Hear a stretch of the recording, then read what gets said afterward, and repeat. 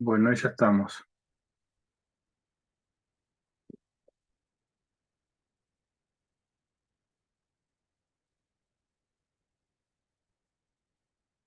Bueno, vamos a repasar un poquito algunas cosas de las últimas que vimos. Bueno, estamos viendo todo esto bien. Estamos viendo, básicamente estuvimos haciendo una interpretación del modelo OSI, ¿no? Que va de la capa física hasta la capa de aplicación. Habíamos dicho que cada una de estas capas o niveles cumple con una función determinada, específica, y que le presta un servicio a la capa de arriba. El protocolo de cada una de estas capas se interpretan entre pares, ¿no? Es decir, el par local con el peer, con el remoto, física con física, ¿no? Enlace con enlace, IP con IP, y así sucesivamente. Acá a la izquierda lo que estamos viendo, algunos elementos prácticos del hardware que trabajan con cada uno de estos niveles. Bueno, después hicimos una asociación, el modelo OSI, el modelo TCP/IP. Habíamos dicho que la capa IP, ¿no? El protocolo de Internet, ¿no? IP, eh, ¿a qué tarea cumple? ¿Qué rol cumple ese nivel? ¿Se acuerdan?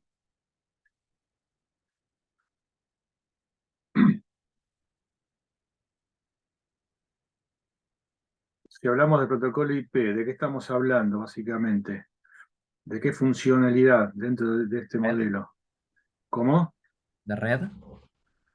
Claro, digamos, es un protocolo de ruteo, ¿no? Recuerden que ustedes se acuerdan de lo que es una dirección IP, por ejemplo, aunque no hayan cursado todavía redes, pero saben que una dirección IP identifica, por ejemplo, a un equipo en particular. Cuando digo equipo es entre paréntesis, ¿no? Porque habíamos dicho que el equipo en realidad lo representa qué cosa, qué tipo de datos representa a un hardware particular como una computadora, un celular, un servidor o lo que fuere. ¿Se acuerdan? ¿Y de qué nivel es? Habíamos hablado de la MAC address, ¿se acuerdan? La placa de red, por ejemplo, en una computadora. Eso es una dirección de capa 2 que tiene significado local, ¿no? La MAC address. Y la, el número IP, nosotros usamos generalmente IP públicas y privadas. Ya lo vamos a ver esto, ¿no? Pero como para ir empezando a interpretar un poco el contexto. Si decimos la IP pública, bueno, es la IP con que ustedes como cliente de alguna empresa que tienen contratada son reconocidos públicamente. Después, desde el router que ustedes tienen en sus casas o trabajo para adentro, pueden tener distintas IP privadas que corresponden a las PC, a los celulares, a lo que haya adentro, ¿no? Que estén enganchados. Entonces, la IP lo que nos habla de la conectividad de que dos equipos puedan verse, digamos, ¿no? Eh, a ver, vamos a hacer un poco más práctico.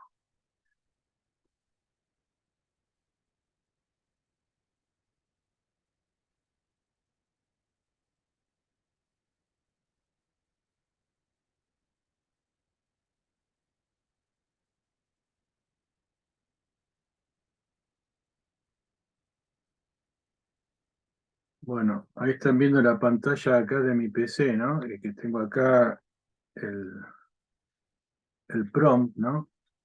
Sí, se ve la terminal.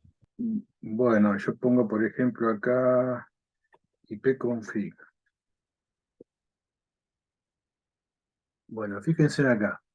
Esto que veo acá, ¿qué IP es? ¿La IP pública o privada? ¿Qué les parece que es?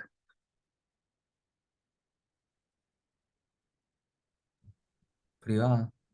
Claro, es la privada esta. Ustedes no vieron numeración, pero si empieza con 192 es privada. Además, para sacar la pública tendría que hacer algo.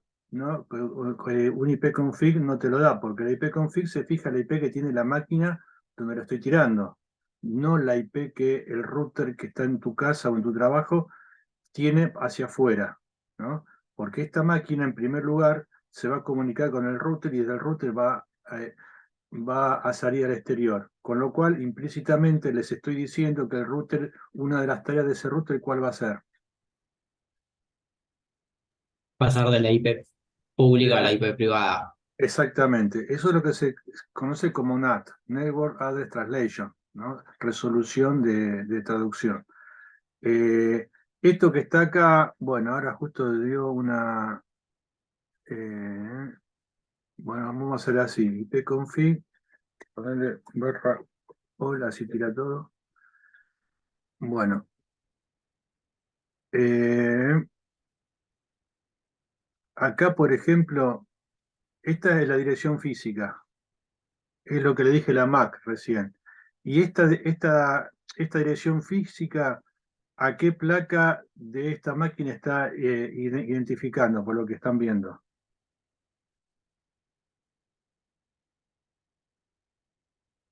Está identificando acá A arriba, la lo de dice. Wi-Fi. Exactamente, está identificando a la Wi-Fi.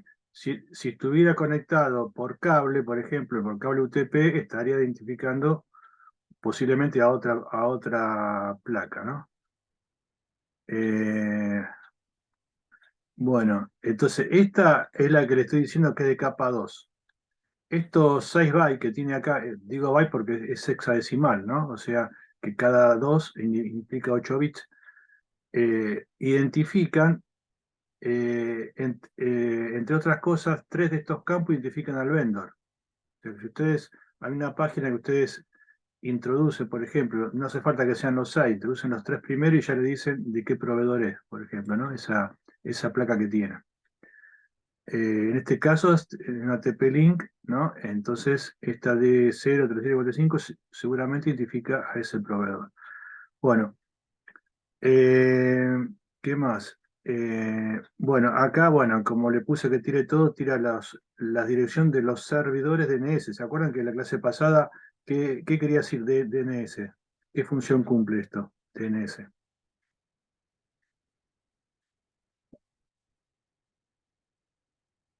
Es lo que transformaba el dominio que nosotros ponemos en el buscador a una Claro, identificación puntual de un servidor.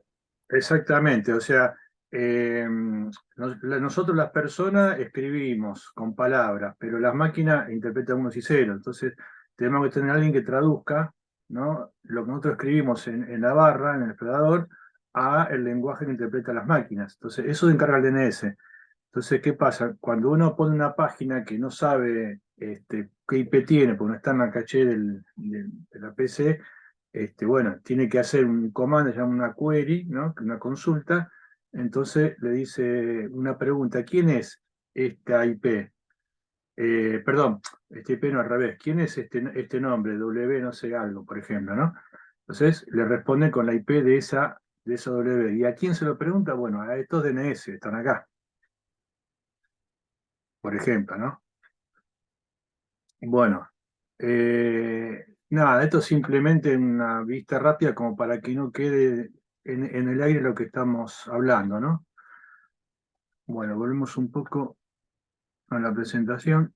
Profe, una pregunta. Sí, Yo acabo de hacer ahí lo que hiciste vos del ipconfig barra all y vi que tiene otra dirección física, por ejemplo, la máquina virtual. ¿Eso por qué sería? No entiendo por qué tendría una dirección física distinta.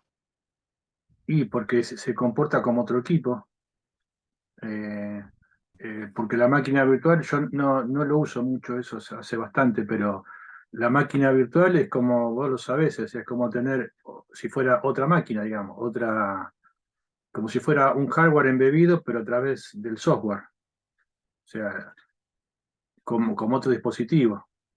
Te aparece dos IP, ¿no? Una para la máquina virtual y otra IP para la otra. Claro, sí, sí, Exacto. pasa Sí, eso. sí, es lógico. Es como si tuvieras dos máquinas, digamos, una para cada una.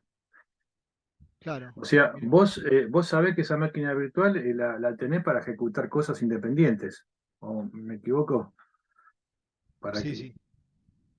bueno, es como. se comporta aún a nivel de capa 2 como algo independiente.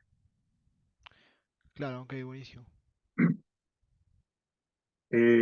Bueno, seguimos un poquito acá, si no vamos a estar. Bueno, habíamos visto toda esta parte.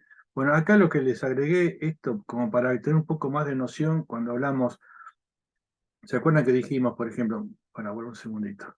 Tenemos IP, bueno, que es el de red, arriba transporte, por ejemplo TCP, ¿no? Porque como les dije el otro día, uno puede tener dos máquinas conectadas entre sí, pero o sea, a nivel IP tenemos una IP de origen y IP de destino, pero esas dos máquinas entre sí pueden estar corriendo varias cosas, o en una de ellas tales cosas y en la otra otras, ¿no? Como pasa ahora, yo acá en mi casa tengo abiertas ciertas cosas y ustedes otras, pero tenemos más de una. Entonces, todo eso se va a corresponder con distintos puertos que va a manejar a TCP. Es decir, una cosa es la conectividad, es que esta máquina vea esta, ¿no? Que haya conectividad. Ah, ahora me estoy acordando. ¿Y cómo? Esperen un cachito, una cosita más les muestro. eh,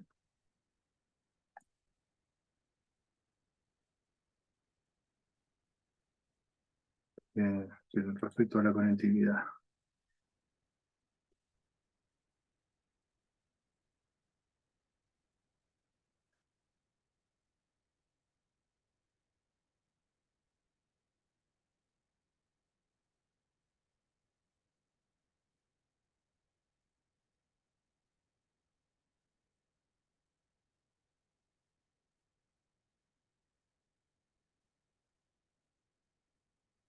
Una cosa más. Cuando hablamos de conectividad, ¿cómo podemos chequear que una máquina vea a la otra? Ven acá abajo, por ejemplo, que dice 192, 168, 68.1, ¿no? Y la máquina donde yo estoy es la .101, por ejemplo. Entonces, ¿quién va a ser la 1? ¿Quién les parece que va a ser? ¿Con quién se va a comunicar la PC que ustedes tienen en sus casas o sus celulares?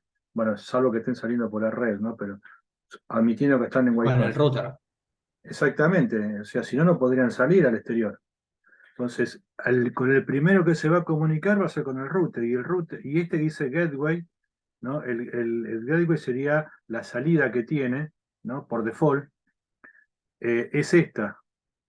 Entonces, cualquier enrutamiento que ustedes hagan lo va a sacar por acá, a esta dirección. ¿Y quién es esa dirección? Es el router. ¿Y cómo sé si tengo conectividad con el router? Es lo único que le estoy diciendo ahora, por eso les quiero hacer este ejemplo, ¿no? ¿Ven? Por ejemplo, el ping es un comando en donde va un mensaje hacia el destino que ustedes hayan puesto, en este caso este que está acá, no el router, y el router contesta con un mensaje que se llama echo. Entonces, y bueno, luego quien envió el ping, o sea, esta MAC address, recibe esa respuesta echo y acá escribe, ¿no? La duración que tuvo, ¿no? Entonces, bueno, esto es una forma de qué. ¿Por qué les muestro esto? Porque una forma de chequear la conectividad. O sea, con esto lo que podemos saber que a nivel de capa 3 hay conectividad. Yo, por ejemplo, en vez de esto, ustedes pueden poner. ¿Ustedes saben cuál es esta dirección? Los 48. ¿No es Google eso? Este es el DNS de Google. Muy bien. Entonces, miren, fíjense, dio ida y vuelta. Acá dice, este es RTT, se llama, bueno, no lo dice acá, pero quiere decir en inglés tiempo de ida y vuelta, ¿no? 117 milisegundos. No, perdón, 6, 5, qué raro. Está bien, casi lo mismo que la de mirá, casi, bueno, es muy variable, ¿no? Bueno, acá 14, 18. Bueno, es el tiempo ida y vuelta. Entonces, con esto uno chequea lo que es la conectividad, es decir, el establecimiento de la conexión a nivel de capa 3. Ahora, si después las aplicaciones que vamos a usar van a correr bien o no, es otro tema. Por eso hay que tener un análisis a nivel de interpretar lo que son las capas, ¿no? Eh, bueno. Entonces, volviendo donde estábamos, acá, ¿qué pasa? Nosotros nos conectamos a nivel IP que está acá abajo del TCP o de UDP, ¿no? Habíamos hablado un poco de calidad de servicio la clase pasada, ¿no? En algunos casos se usa UDP, en otros TCP.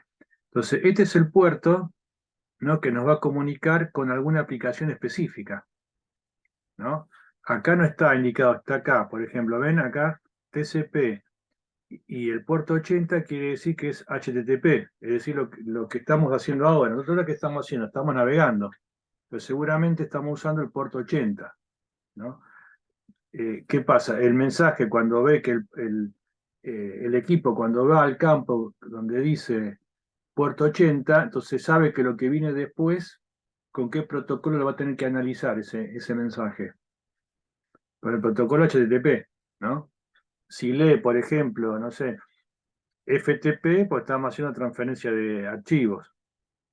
Si lee 53, porque está haciendo un protocolo que se interpreta como protocolo de DNS. O sea, esa mensajería responde a un protocolo en particular. Bueno, y así con los distintos tipos de puertos que hay. Después, si quieren, pueden buscar lista de puertos, eso hay muchísimos. Hay puertos que ya son fijos, que se llaman en forma genérica bien conocidos, como estos que estamos viendo, porque no se los puede cambiar, ya están fijos. Hay otros que se pueden llegar a utilizar en implementación, en desarrollo. Bueno, lo importante es entender este concepto. Y acá dice orientado a la conexión, el TCP y el UDP no orientado. ¿Interpretan qué quiere decir más o menos conceptualmente esto orientado y no orientado a la conexión?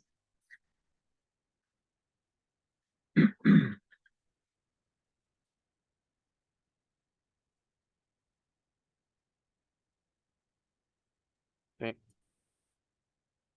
Eh, Algo orientado a la conexión es algo, en este caso, ¿no? Por ejemplo, dice que el protocolo TCP tiene, en principio, tiene que establecer una conexión para que funcione. Es decir, uno le hace un pedido al otro de establecimiento, el otro lo acepta y se confirma. Se le dicen three handshake generalmente, o sea, es como un apretón de manos en tres partes. En donde en esas tres partes, como una negociación, se ponen de acuerdo sobre los recursos que van a usar, cómo, y los controles que van a hacer, porque TCP tiene, ¿se acuerdan que les comenté? Tiene control de errores, control de flujo, bueno, una serie de cuestiones, ¿no? Que hacen a la calidad a ese nivel de capa 4. Cambio UDP no. UDP, como vimos, es para comunicación en tiempo real, entonces necesita que las cosas circulen rápido y no hace ningún tipo de control ni establece conexión. Por eso se lo llama no orientada a la conexión. Eh, Esa es una de las diferencias básicas que hay, ¿no? Entonces TCP, antes de empezar a mandar paquetes, establece una conexión, se abre una conexión. Luego de haber abierto esa conexión, empieza a mandar paquetes cuyas secuencias tienen un control. UDP no abre sesión y no tiene control de errores. Manda directamente. ¿Puedo hacer una consulta? Claro, sí, sí. Ahí se ve que el puerto 53, que es el de DNS, puede ir tanto por TCP como por UDP. Sí. La elección de TCP y UDP se hace previa y entonces después se sabe a qué puerto ir, o cada vez que usas TCP se va a uno de esos y cada vez que usas UDP se va a uno de esos. ¿Se entiende mi pregunta? Sí, sí. Mira, yo creo que siempre la aplicación que uno tiene eh, va, ¿cómo se llama? Va a salir por el mismo, ya sea o por TCP o por UDP. No es que va a salir una vez por una y otra vez por otra. A ver, eh, igual quería ver si puedo, vamos a ir un poco más adelante.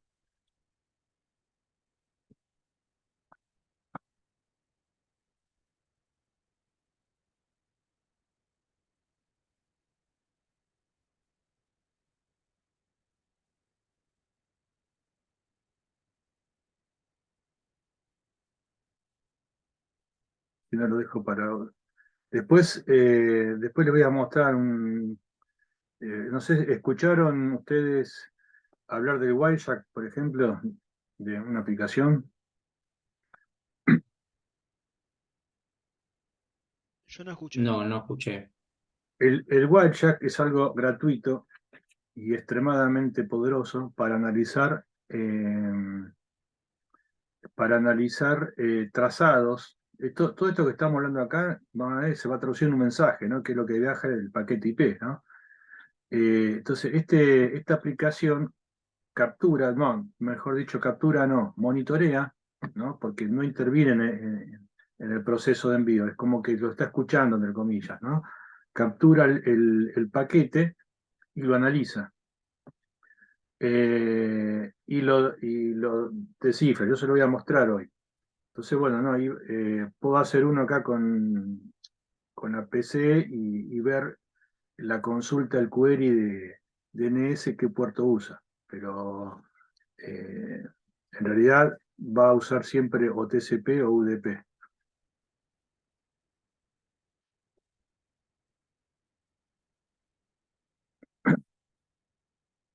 Bueno, está claro que esto es la capa de transporte, ¿no? El TCP o UDP, capa de transporte. Bueno, acá lo que tenemos un poco es el concepto básico, ¿no? De cómo se van formando estos paquetes.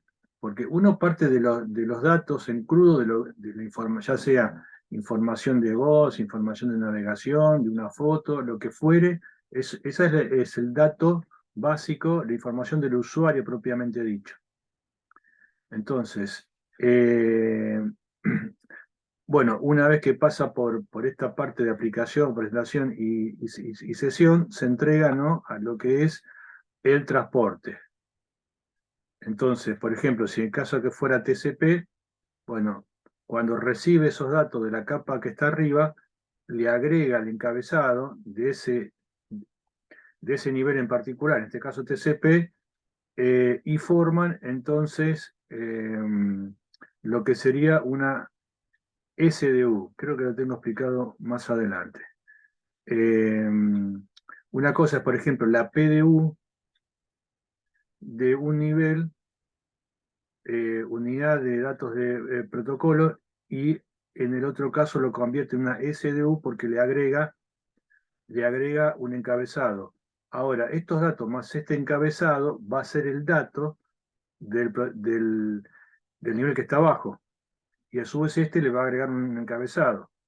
En este caso va a ser el encabezado del protocolo IP, que son unos 20 bytes que van acá, en este header. ¿Por qué 20 bytes? Bueno, porque hay varias cosas: dirección de IP de origen, de destino, por cuántos routers pasó, la prioridad que le tiene que dar el paquete. O sea, hay una serie de campos, ¿no? Después acá tenemos la capa de enlace, o sea, la de capa 2. Bueno, el concepto es siempre el mismo, ¿no?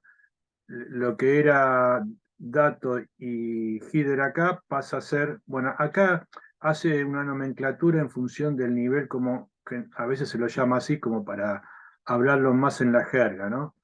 Este, segmento a nivel de IP y paquete a nivel de capa 2.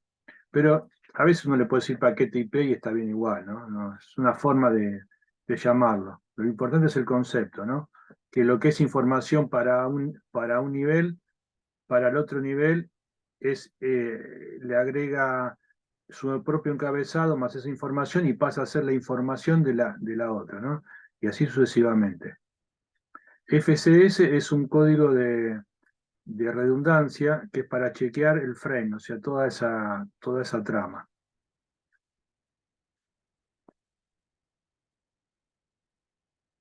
Y la capa física, bueno, unos y ceros, ¿no? Del otro lado, se hace el proceso inverso. Una vez que llega, fíjese que acá la flechita estaba bajando, ¿no? La flecha celeste. Acá la flecha celeste sube.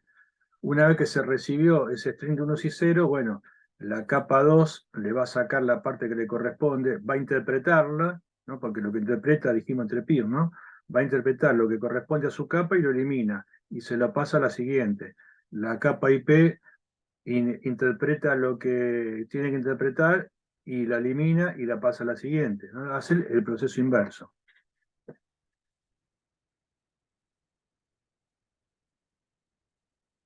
Profe, no entendí bien para qué sirve la parte de FCS. La parte de FCS es una redundancia que hace, no chequea la trama. Eso lo vamos a ver más adelante, donde se hace, por ejemplo, un cálculo, por ejemplo, se aplica un algoritmo a los bytes en la transmisión.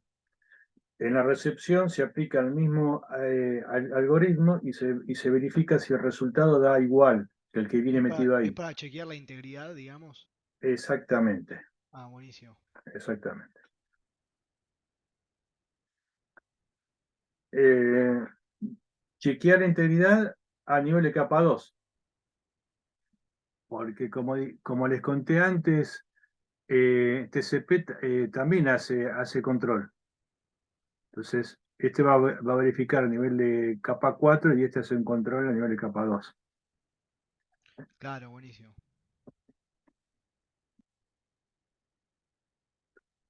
Y en realidad vamos a ver también que a nivel de capa física también se producen, eh, se producen correcciones, detección y corrección de errores a nivel de capa física. Eso lo vamos a ver también más adelante.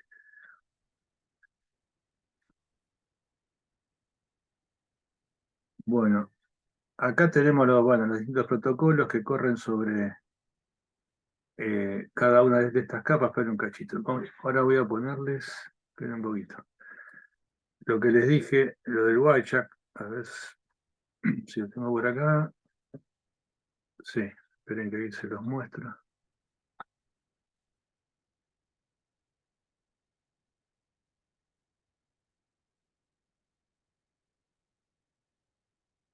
A ver, justo elegí un trazado medio específico, a ver si tengo otro.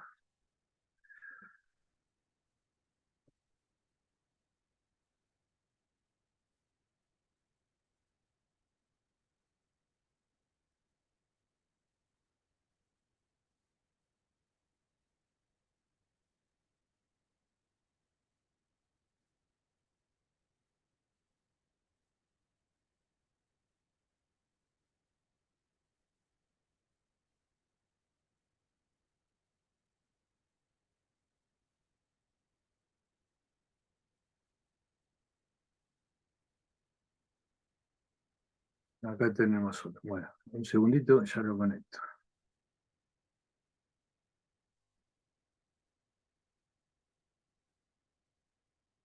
Bueno, acá esta pantalla que están viendo es la que yo les comentaba, ¿cómo se llama? Esta aplicación se llama Wireshark. Entonces, acá lo que tengo es una captura de una comunicación. Cada una de estas líneas es un paquete, digamos, ¿no? Eh, a ver, vamos a elegir uno de estos.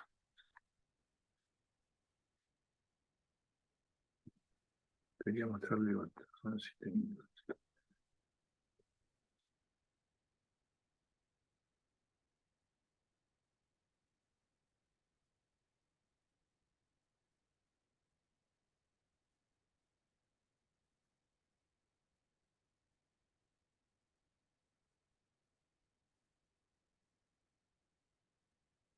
Bueno, acá estamos viendo, vamos a elegir uno de estos, no importa cuál. Cuando dice zip, son mensajes de señalización de voz sobre IP, por ejemplo, ¿no? Eh, bueno, vamos a ver este.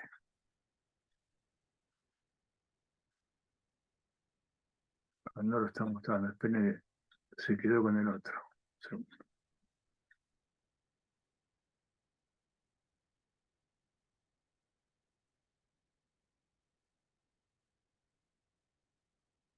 Bueno, ven acá, por ejemplo, dice zip, ¿no? Entonces, como está marcado este acá abajo, puedo ir al detalle de ese mensaje. Entonces, fíjense en el concepto de lo que estamos viendo. ¿Ven? Acá tenemos como si fuéramos Ethernet. ¿Qué capa es Ethernet? Por lo que estuvimos viendo.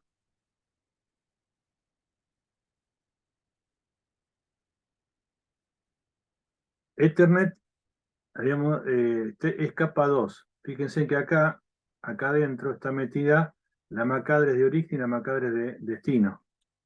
¿Ven? Destino y origen. Y de hecho, sea de paso, bueno, los últimos tres, pero me había equivocado, era el vendor. Ven que ahí dice 2C, 7D, B9, que está acá, identifica Intel, por ejemplo, ¿no? Bueno, entonces, esta parte estoy viendo lo que es capa 2. Y acá dice lo que viene después. Porque, digamos, ¿cómo sabe el receptor cómo interpretar esa suma de unos y ceros, ¿no?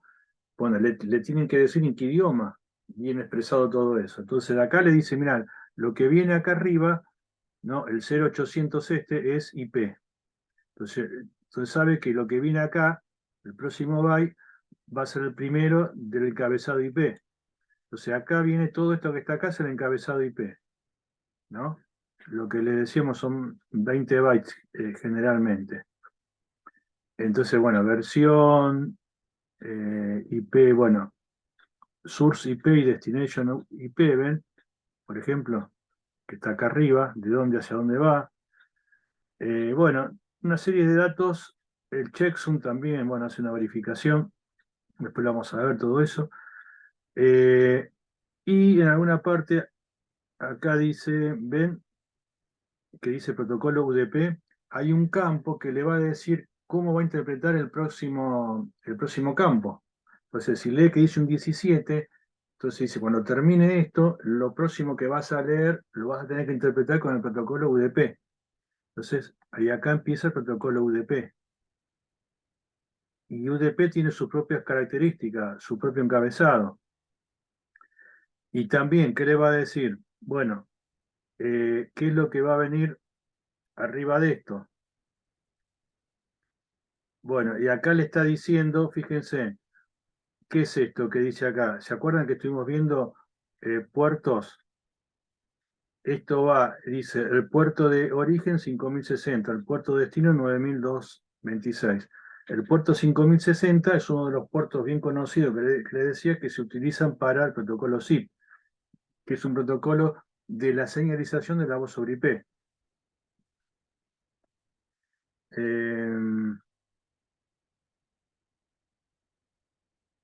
Bueno, entonces ya sabe que va a ser el protocolo SIP. Y acá, y ahí empieza el protocolo SIP, y esto ya es un mensaje propio de ese protocolo. Un invite, por ejemplo, es un mensaje cuando empieza una comunicación, para saber con quién se quiere comunicar, bueno, una serie de información que corre ahí, de dónde a dónde, etcétera, ¿no? A nivel ya de este mensaje invite, ¿quién lo va a interpretar? ¿Quién les parece que lo va a interpretar?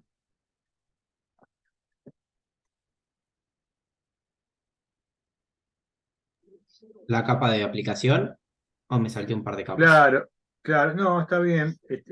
Depende de que hayamos aplicación. Por ejemplo, si vos tenés un teléfono IP de hardware o de software, un softphone, por ejemplo, bueno, lo va a interpretar, bueno, en realidad por el camino puede pasar por servidores específicos que interpreten ese tipo de comunicación, pero y lo va a interpretar también el destino, ¿no?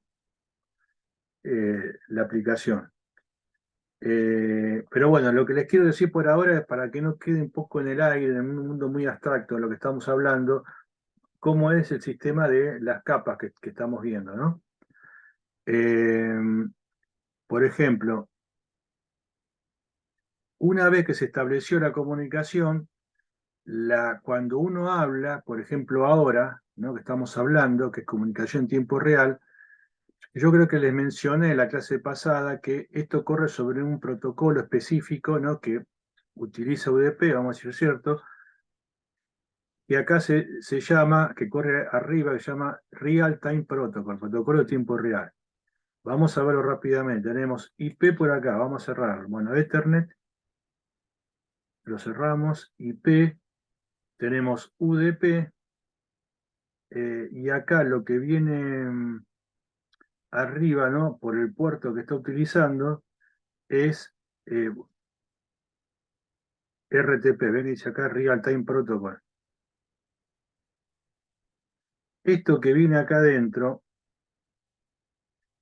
ven que acá el payload no lo pones, FF, que dice todo F, que sería la carga, la parte que vemos es el encabezado, y el payload, ¿qué sería el payload de esto? ¿Qué les parece?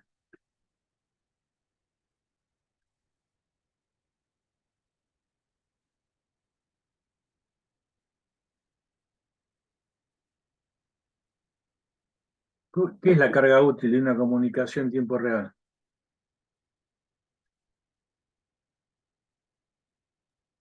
No sé qué es la carga útil, no sé. Ok. La carga útil es lo que se transporta, ¿no? De un lado al otro. La información del usuario propiamente dicho. Por ejemplo, una cosa es el encabezado, ¿no? Como el sobre. Una cosa es la dirección de destino, el remitente, y la carga útil en el sobre sería el contenido, ¿no? El papel escrito con el mensaje propiamente dicho. La carga útil sería acá el contenido de lo que realmente uno quiere transportar de un extremo al otro. Cuando ya le sacamos el encabezado, ¿vieron lo que estuvimos viendo? Pues lo que te queda el dato en concreto de la aplicación, eso sería la carga útil. Entonces, la carga útil en una comunicación es la voz o es el video, por ejemplo, ¿no? Entonces, la voz cuando se digitaliza, nosotros hablamos ahora, ¿no? Es analógico. Bueno, vamos a ver también, tantos temas tenemos que ver, la parte de digitalización, cómo se pasa de analógico a digital. Una vez que se pasó a digital, esa información digital va metida en paquetitos y cada paquetito de IP va a llevar una parte de esa, va a llevar muestra de voz, por ejemplo, 10 o 20 milisegundos de voz. Esos 10 o 20 milisegundos de voz están metidos acá adentro, ¿no? O sea, este protocolo RTP es el que va llevando, ¿no? Esas partecitas de voz o esas partecitas de video que van sobre UDP porque habíamos dicho, ¿no? Que acá el delay es importante.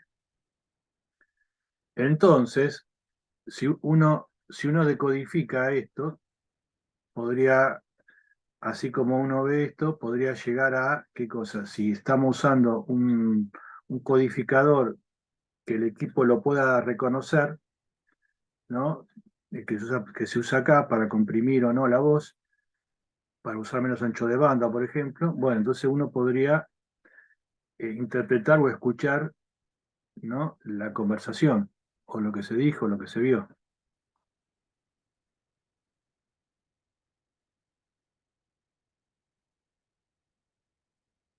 ¿Vale? Como si acá ponemos RTP, por ejemplo, estamos haciendo un filtro, ¿no? Solamente eso.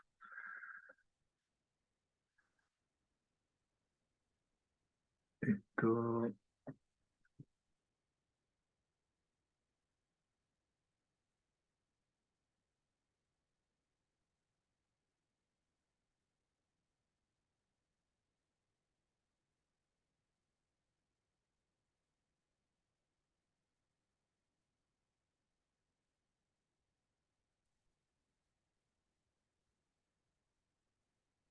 bueno, acá, como puse gráfico de flujo, muestra todos los mensajes, cómo se lo mandaron distintas partes de la comunicación.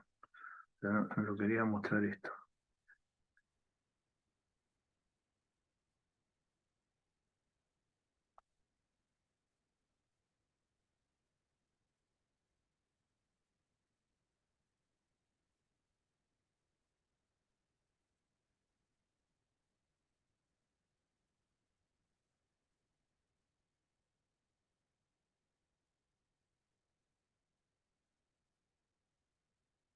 Esta es la parte, ¿no? De RTP, donde hace un análisis de bueno, el protocolo que utiliza y este, los delays que hubo, todas esas cosas, ¿no? Para hacer un chequeo a nivel de calidad de servicio de esa comunicación.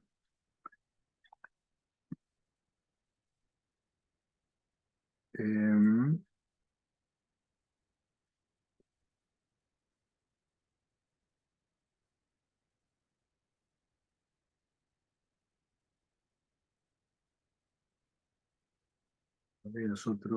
Otro análisis.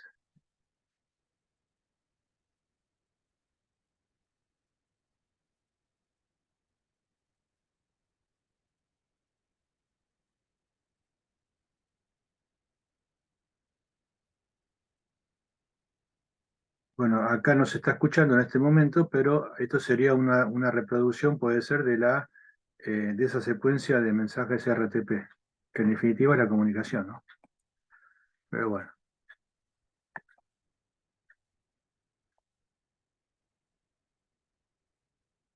Bueno, lo importante por lo menos, ya vamos a ir viendo, yo les voy mencionando cosas que ya vamos a ir viendo, pero lo importante es que vayan quedando estos conceptos que estamos hablando, de las capas, del sentido y del concepto, ¿no? No solamente decir de memoria que uno es tal cosa, la otra la otra, sino entender de qué estamos hablando, qué significa que dos niveles se conecten, se vean. Bueno, todas estas cuestiones muy conceptualmente que estamos viendo ahora, ¿no?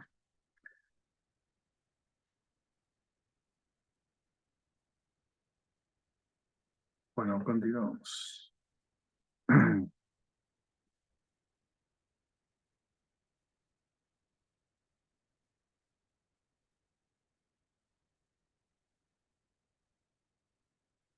Bueno, estos son conceptos de conmutación.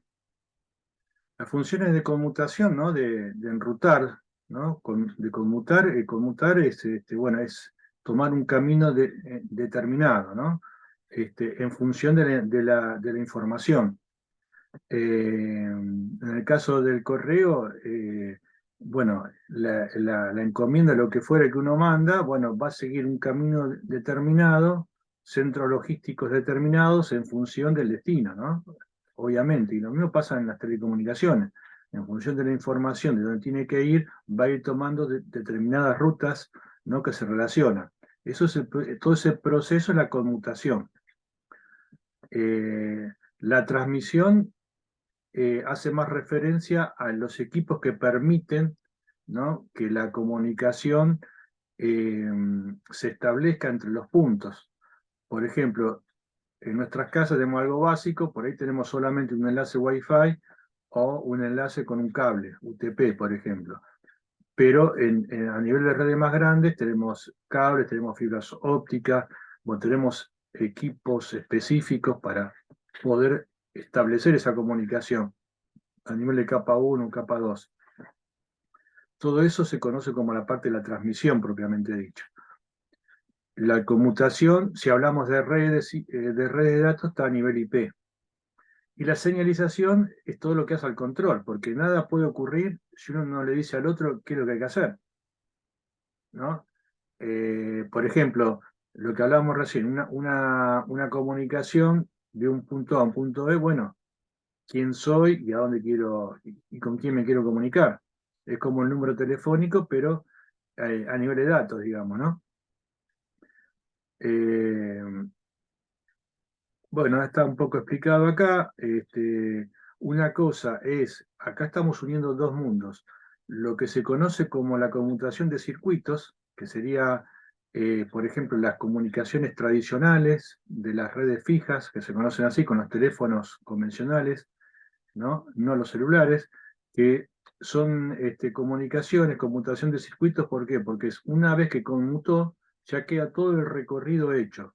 Por más que uno no hable más o haya quedado ahí, descolgado, como quien diría, bueno, todo el circuito quedó establecido, ¿no? Y de una manera fija. Por eso tiene una calidad que es bastante buena. En cambio, la red de datos no. La red de datos no tiene una secuencia establecida. Los paquetes van yendo constantemente por cualquier lado. Y eso tiene una exigencia, ¿no? Entonces, eso sería una conmutación de paquetes y lo que dije primero, conmutación de circuitos. Repito, una vez que la conmutación de circuito queda establecida el camino fijo hasta que se corta. Conmutación de paquetes no. Es algo dinámico que se va estableciendo momento a momento. Y que eso requirió un gran desafío porque no nació el protocolo IP para mandar comunicación en tiempo real, entonces cuando llegó esta necesidad de usar ese protocolo para mandar tráfico en tiempo real, bueno, ahí hubo que hacer varias cosas para que funcione, ¿no? Cuando digo tráfico también me refiero a la parte del dato de usuario propiamente dicho, a la carga útil. Bueno, circuitos, mensajes, paquetes. Bueno, circuito, lo que dije recién, que son circuitos cuando se va conmutando, ¿no? Y queda establecido. Mensajes está más relacionado con lo que es la señalización y el control, ¿no? ¿Qué es lo que hay que hacer? ¿A dónde hay que dirigirse? ¿Con qué calidad? Etcétera. Y paquete es el paquete propiamente dicho, ¿no? Que lleva, ¿no? La parte de eh, la parte del tráfico del usuario, ¿no? La carga útil del usuario que estamos diciendo. El mensaje, por ejemplo, puede ser el que le mostré recién, el SIP, que decía SIP. Ese es el mensaje que entre teléfonos IP se mandan, por ejemplo, pasando por servidores determinados de ese mismo tipo de servicio. Eso sería un mensaje. Y los otros, lo otro que le mostré, que decía RTP, puede ser considerado como un paquete, ¿no?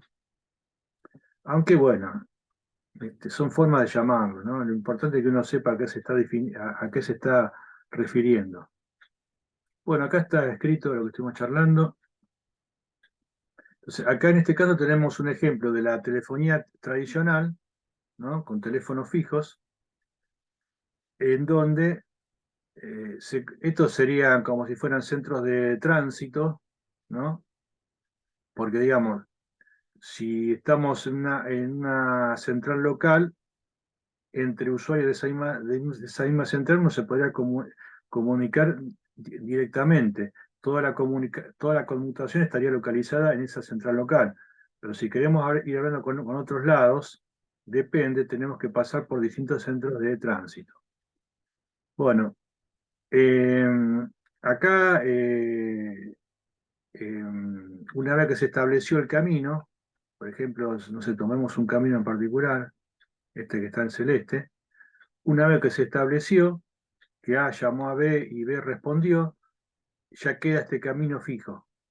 No cambia este camino, ya quedó como si fuera un cable, digamos, ¿no? Y que va a desaparecer cuando corten. En cambio, acá en la de paquetes, no, tenemos router por empezar. Y los routers hacen una asignación dinámica en realidad en función del destino.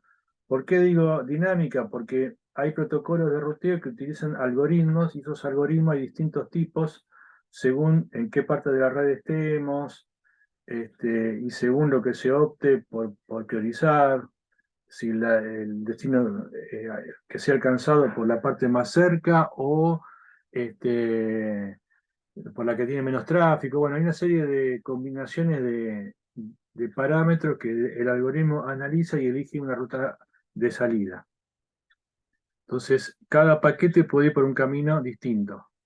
Y luego, por supuesto, en el origen hay que ordenarlos si llegaron de manera desordenada.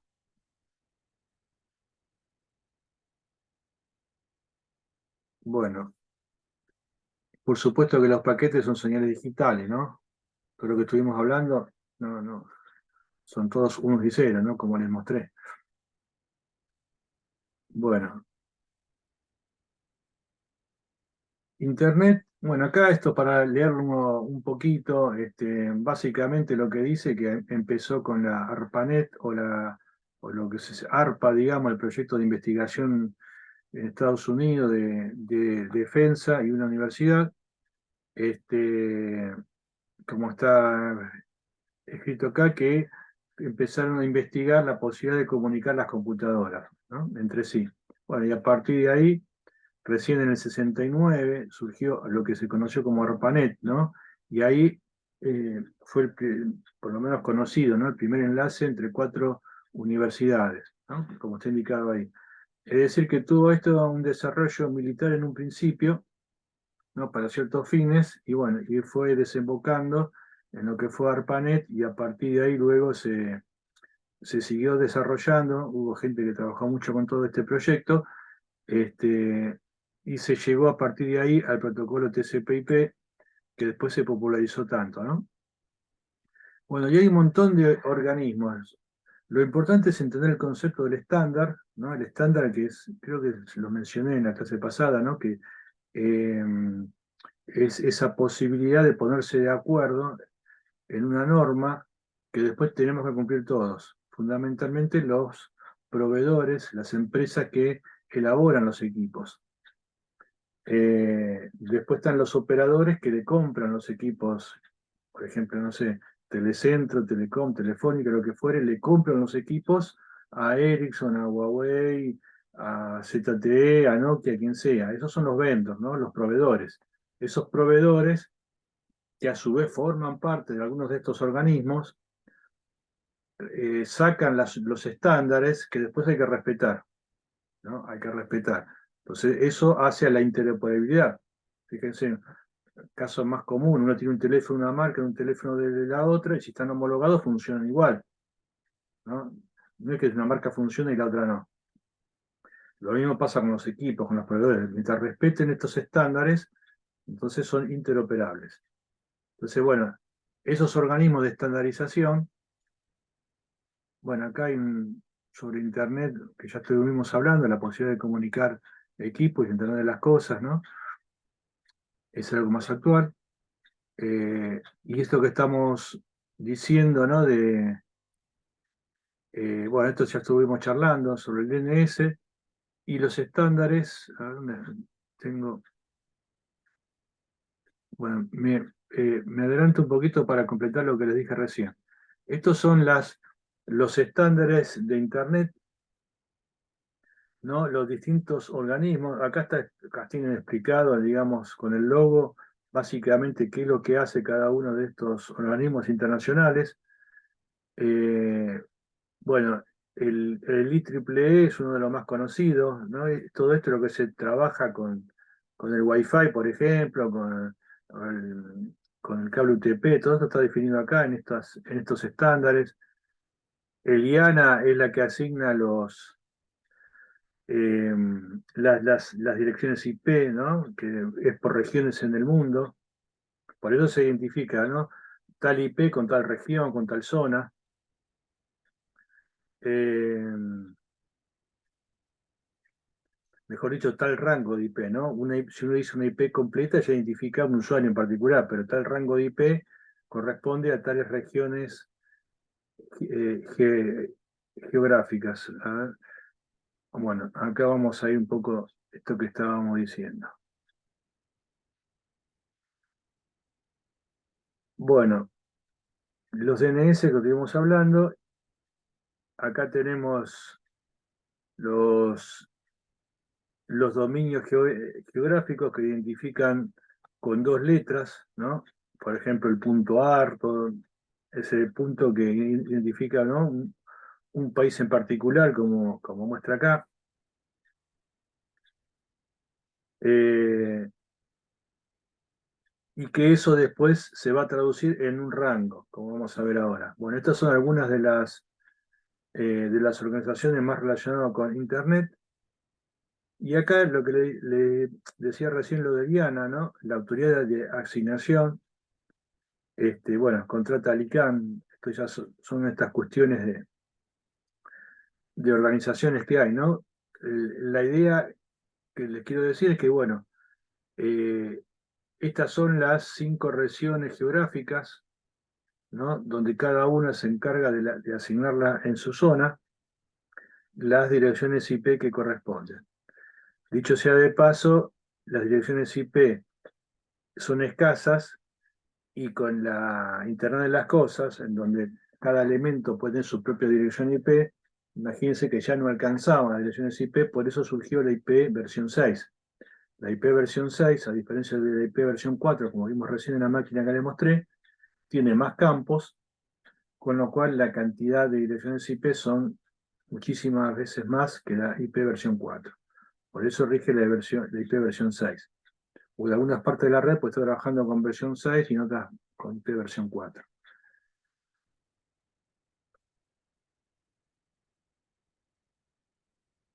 Bueno,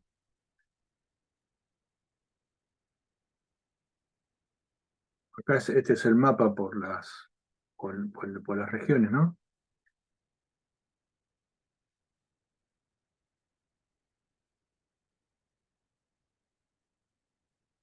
Para las normas de recomendaciones, bueno, lo que dijimos recién.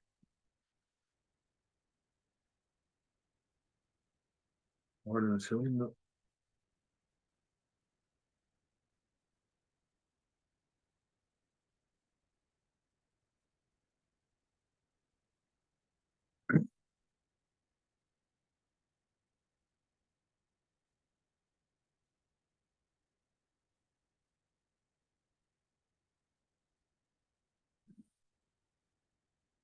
Bueno,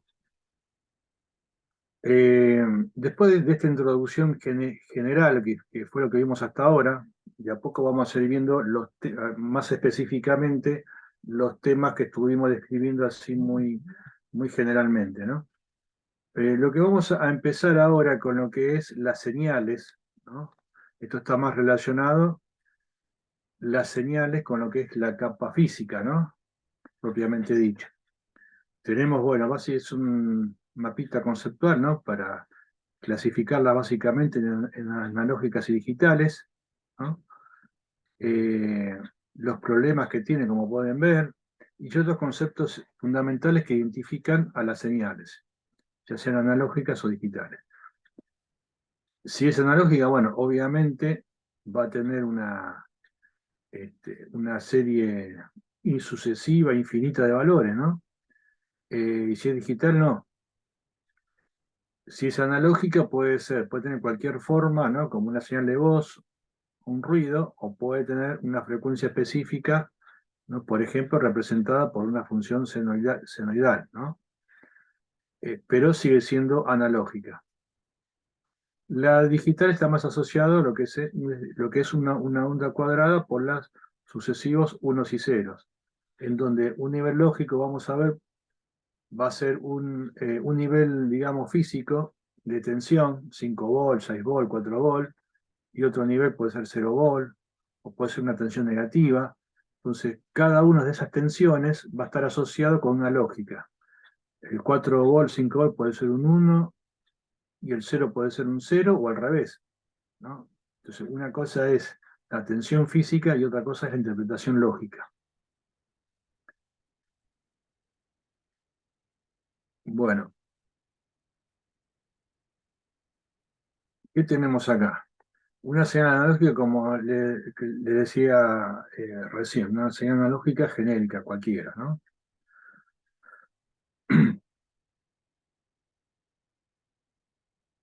Esto es la información. Bueno, dicho sea de paso, relacionando con lo que hablamos recién, esta información, supongamos que fuera una señal de voz, como la que estamos hablando, es digitalizada, llevada a unos y ceros, y esos unos y ceros después son puestos en los paquetes IP, como carga útil. Bueno, y acá tenemos el ejemplo de una señal cuadrada unipolar, porque tiene una sola polaridad positiva, como está acá. En este caso básico, por ejemplo, el nivel de tensión que sea esto, por ejemplo 5 volt, es interpretado como un no lógico. Y en este caso, por ejemplo, el 0 volt puede ser interpretado como un cero lógico, ¿no? 1, 0, 1, 0, 1.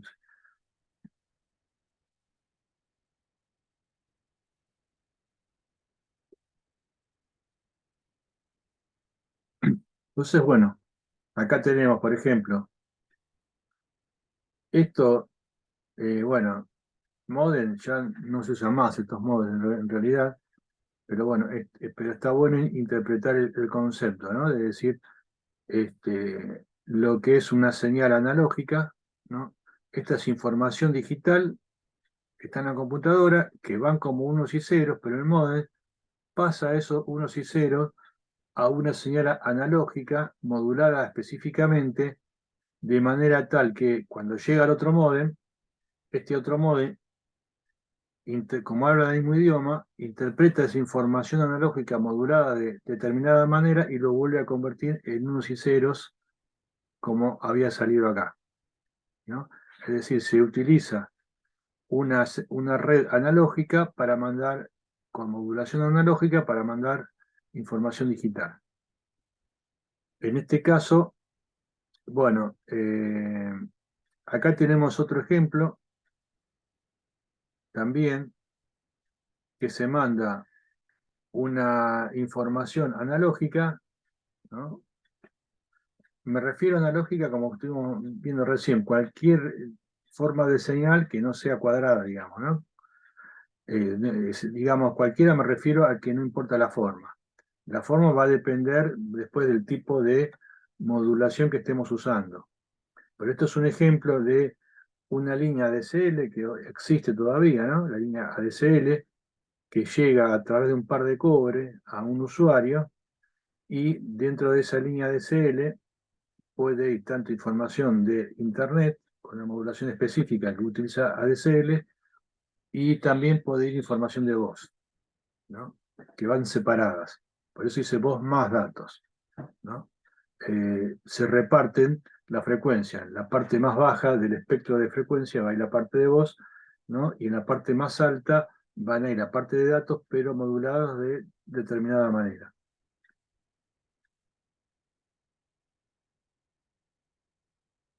En ese caso, la parte de voz sale de un teléfono, por ejemplo, y la parte de datos, por ejemplo, de una computadora, ¿no?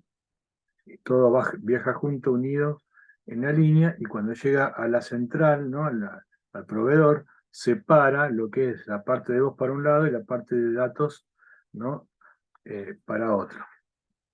Esto es lo que sería el ADSL tradicional, que tampoco queda mucho, ¿no? Y después lo que tenemos es la señal digital propiamente dicha, que quizás es lo más cercano a lo que conocemos hoy en día, porque si uno tiene un acceso de un cable coaxial o una fibra óptica, bueno, va a tener seguramente una transmisión digital, ¿no? Bueno, y en ese proceso, bueno, va a haber conversores analógicos digital. Yendo al caso que estamos hablando ahora de esta comunicación, bueno, evidentemente, ¿quién va a hacer esta? Si esto es un teléfono común, por ejemplo, ¿no? Un teléfono antiguo común, que es analógico, la conversión la va a hacer este equipo. Pero si estamos hablando con una computadora ahora, obviamente que la conversión la está haciendo la misma computadora, ¿no? La conversión de la voz a los paquetitos.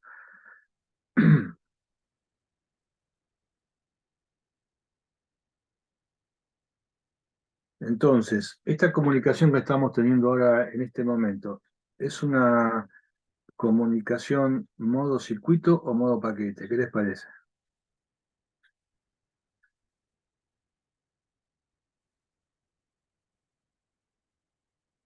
¿Modo circuito qué sería? A ver, ¿alguien puede responder? Está bien la pregunta, ¿eh? Está bueno.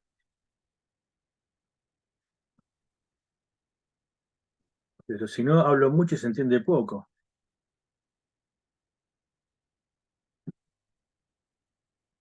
Modo circuito y modo paquete les hablé hace un ratito y les mostré dos redes distintas. ¿Se acuerdan? Una que se establecía todo un camino que quedaba fijo y Sí. la otra un ruteo. Sí, el modo paquete era el que no había o sea, una dirección física, sino que cada vez que se llegaba hasta un punto se volvía a calcular la dirección que se iba a tomar para llegar al destino.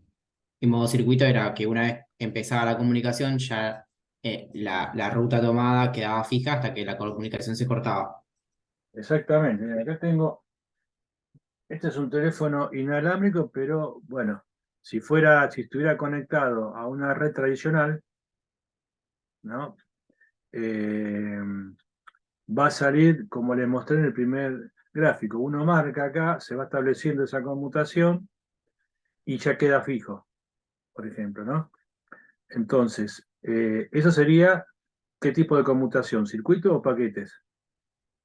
Circuito. Circuito. En cambio, cuando se establece por la computadora, por ejemplo, como estamos haciendo ahora, va a un router, va a la internet pública. ¿Y cómo se maneja la internet pública? Con A circuitos través de fijos, paquetes. a través de paquetes con sus routers. El router no conoce otra cosa que no sea paquetes. Entonces, esta comunicación que estamos teniendo ahora, ¿qué es? ¿Modo circuito o modo paquete? Paquete, De entiendo. paquetes. De paquete, porque es una conmutación de paquete, porque estamos pasando por internet. En la internet hay routers y los routers manejan paquetes. Eh, bueno, Hago una consulta. Hoy en sí, día, no sé, el proveedor, por ejemplo, de internet que tengo en mi casa, si vos querés tener una línea fija, lo tenés que conectar al modem del teléfono. Ese teléfono, esa comunicación sería de paquetes o sería fija? bueno, mira, casualmente es este caso lo que vos decís. Porque yo no le quise hacer lío, pero esto que tengo acá, en realidad, la base de este teléfono, esto es un inalámbrico, está conectado al router y sale todo por una fibra óptica. Entonces, esto en realidad, en la realidad, como está conectado, es un teléfono de voz sobre IP. Es un teléfono de voz sobre IP. Entonces, en ese caso, sigue otra cosa que no tiene nada que ver con lo que les expliqué al principio de esa conmutación de circuito. Esa conmutación de circuitos van pasando por las centrales tradicionales, ¿no? Que todavía existen y van a existir por muchos años más todavía. Eh, de la manera que les expliqué, se establece el camino queda fijo, pero en este caso particular es un teléfono de voz sobre IP donde este es un teléfono analógico, por supuesto, pero la parte se digitaliza ya en el mismo router, que tiene varias funciones. Yo le digo router, pero en realidad es un integrador, ¿no? Tiene varias funciones. Entonces ahí ya se va a comunicar con su servidor y, bueno, y lleva otro proceso. No sé si te referías a eso. Sí, sí, era justamente eso. Y ya que estamos, esta otra consulta. Sí. ¿Cuál es más segura para una conexión, por ejemplo, en este caso, en donde queremos que la señal no se corte, por así decirlo? Porque, o sea, yo lo que entendí es que hasta cuando vos querés llevar un paquete desde un punto a otro, calculás varias veces esa misma ruta y es distinta. En cuanto a la otra, es fija la ruta que se calcula. ¿Puede ser que la fija sea un poco más estable, por así decirlo, o no tiene nada que ver? Sí, yo no sé si ustedes vivieron, pero hace unos años era común decir, bah, no sé, varios años por ahí, che, estamos hablando con un celular y dice, te escucho re mal, llamame por un fijo. No sé si habrán escuchado alguna vez eso. Hoy en día ya no se escucha tan mal como antes, este, pero precisamente por esa razón, porque la comunicación fija, ¿no? Establece un canal de 64 kilobits por segundo dedicados. Vos tenés siempre 64 kilobits por segundo. Lo que pasa es que es un desperdicio, porque aunque no estés hablando, constantemente estás usando un canal de ese ancho de banda, todo el tiempo. Entonces la calidad siempre va a ser superior en ese caso que a través de la paquetización. Lo que pasa que, bueno, después vamos a hablar algo de eso, pero hay toda una ingeniería de calidad de servicio, ¿no? Entonces, los protocolos se van de alguna manera perfeccionando para usar menos ancho de banda, manteniendo la calidad de servicio máxima posible. Entonces, fíjense que ahora, yo por ejemplo, a ustedes los que hablan los escucho bien, ¿no? Todo eso, escuchar bien, implica una serie de mejoras que hubo en los protocolos que hacen a la comunicación en tiempo real y a la ingeniería que hay atrás de todo esto. No sé si me fui de tema o cuál era la pregunta en sí. No, no, ¿cuál era la forma de comunicación más estable? Se entendió. En realidad sí, sí, sí. Lo que pasa que, bueno, eh, hoy en día se avanzó mucho también en la forma de la transmisión a través de paquetes de datos, ¿no? Pero sí, si vamos a comparar, bueno, es más estable la comunicación a través de un circuito fijo que de un circuito que va conmutando. Bueno, estas son algunas de las ventajas de la transmisión digital frente a la analógica, ¿no? En algunos lados por ahí escuchan que la ventaja dice alcance infinito, pero alcance infinito no existe el infinito, ¿no? O sea, a nivel distancia. Lo que pasa lo que se quiere decir es que eh, en una señal analógica se la amplifica y la señal digital se la reconstituye, ¿no? Entonces vos tenés un amplificador de audio, ¿qué haces? Amplificar lo que recibís a la entrada. Si en la entrada recibiste información más ruido, amplificas todo. No estás separando el ruido. En cambio, en una señal digital que se va deformando el pulso, antes que se deforme totalmente, lo reconstruís al pulso. Con lo cual volvés a la señal original, sin ruido.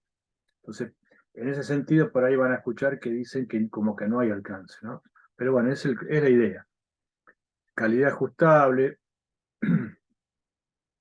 integración, empleo de fibra óptica, bueno, más o menos las cosas que estuvimos charlando, ¿no? Como ventaja.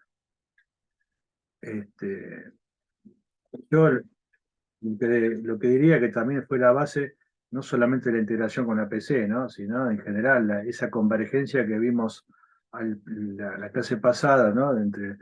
Entre las telecomunicaciones, la informática y el desarrollo de la tecnología que permitía que todo pueda converger. Bueno, en la base de eso está también todo este tema de lo digital, ¿no? Que fue una de las cosas que permitió esa convergencia.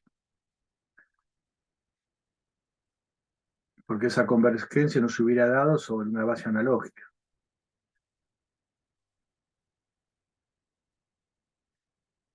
Bueno, acá tenemos todo esto que después por ahí leyéndolo se va a entender perfectamente, son funciones básicas. Acá lo que dice es los distintos tipos de señales, ¿no? Eléctricas, ópticas o electromagnéticas. Bueno, las ópticas ya sabemos, ¿no? La fibra óptica, aunque no confundir, que lo vamos a ver también en otro capítulo, ¿no? En otra clase, la longitud de onda que va por la fibra óptica no es una longitud que sea visible, ¿no? Con lo cual no es que uno la va a ver. Obviamente que si es luz visible también se va a propagar por la fibra, pero la que se utiliza cae fuera del espectro del rango visible. Eléctrica o electromagnética a través de una antena.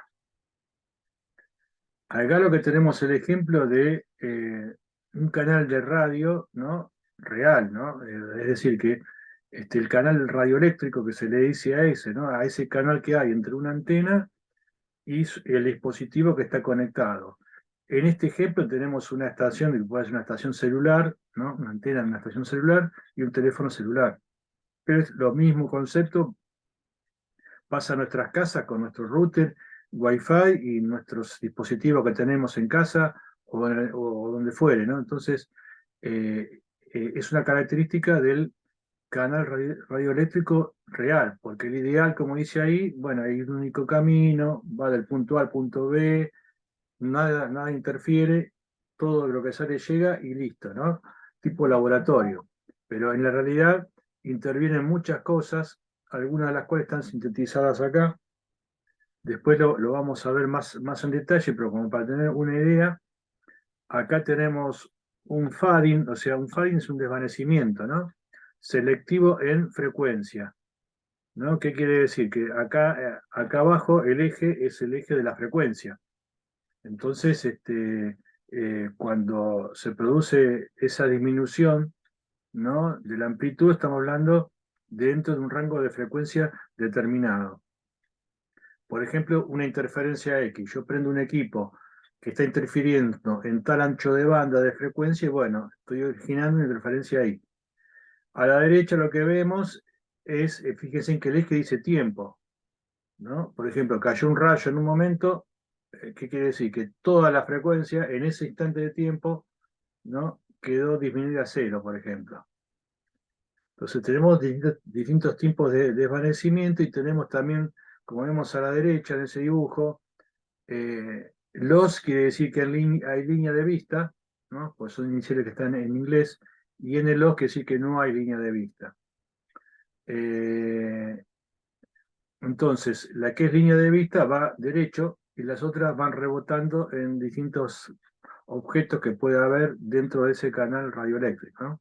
Entonces, bueno, en realidad se generan una serie de problemáticas que los protocolos, la ingeniería, todo eso, después algunas cosas vamos a ver, se encargan de poder minimizar.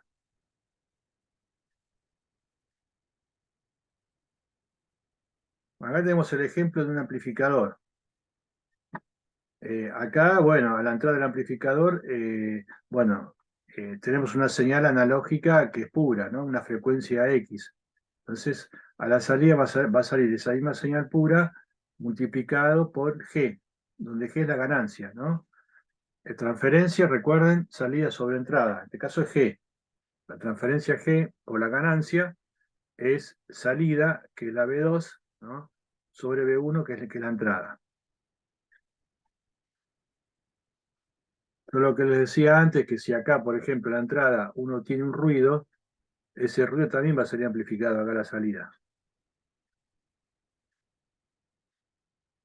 En cambio acá, en el caso del repetidor, por ejemplo, acá tenemos los ceros y los unos que en el camino se van deformando, ¿no? En el medio se van deformando, y antes que se terminen de formar, este repetidor interpreta ciertos umbrales, dice si vale más de tanto es un nivel alto y si es menos de tanto es un nivel bajo, entonces puede reconstruir la señal original.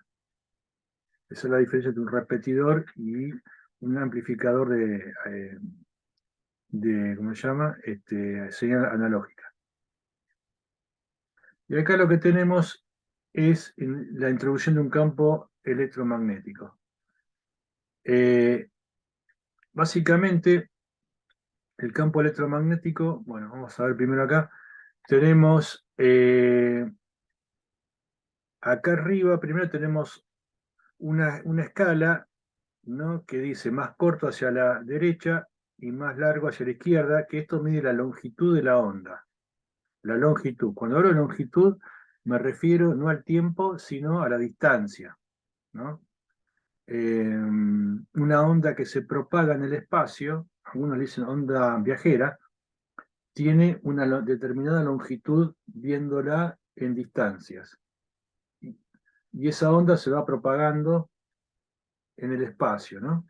En los distintos espacios, en el vacío o en un medio X.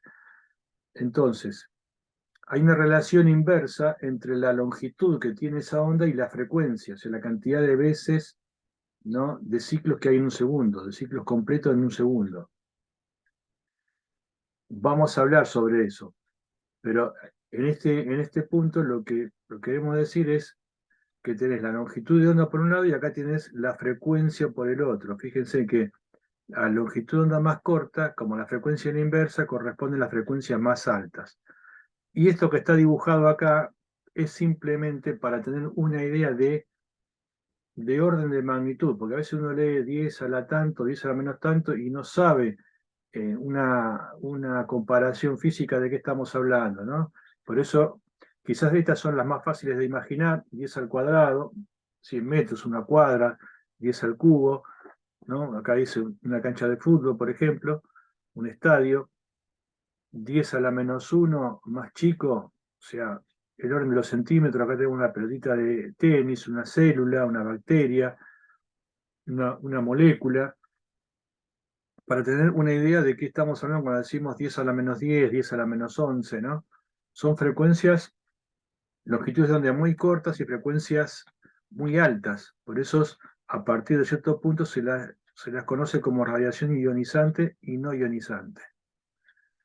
Entonces, dentro de todo este espectro electromagnético hay una partecita que vemos acá, que es la parte que corresponde a la luz visible, ¿no?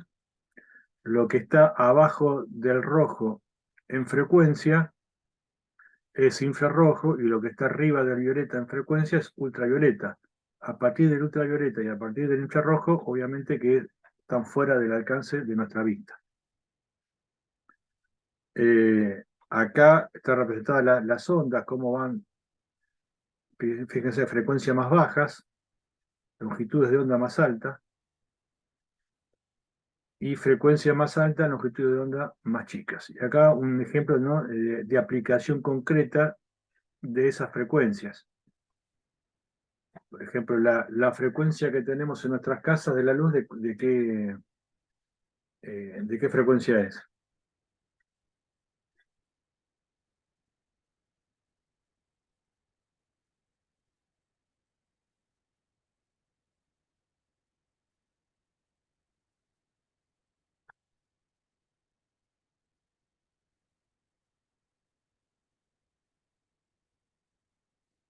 ¿Nunca escucharon hablar de la frecuencia de frecuencia de línea? ¿Qué tensión tenemos en nuestras casas? 220. 220, correcto. 220 volts, la tensión eficaz, ¿no? Es el valor eficaz de la senoidal, 220 volts. Y la frecuencia que tenemos en Argentina es 50 Hz. Puede ser 50 Hz o 60 como en Brasil, 60 Hz. O 200, en vez de 220, en otros países usan 110, por ejemplo, ¿no? Y 60 Hz. Entonces tenemos 220 volts y 50 Hz en Argentina. 220 volts es el valor eficaz. Si uno quisiera hallar el valor máximo de esa senoidal, lo multiplica por raíz de 2, ¿no? Y le va a dar 311 más o menos. Bueno, les voy a poner acá, antes de poner esto,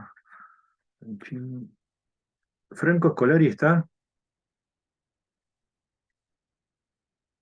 Bueno, no me acuerdo si estaba antes, Franco Scolari, que es uno de los que se iba antes por la otra materia. Bueno, Hola, profe. Yo también curso ahora simulación. ¿quién habla? No, bueno, sí, Nicolás Claver. Claver. Sí.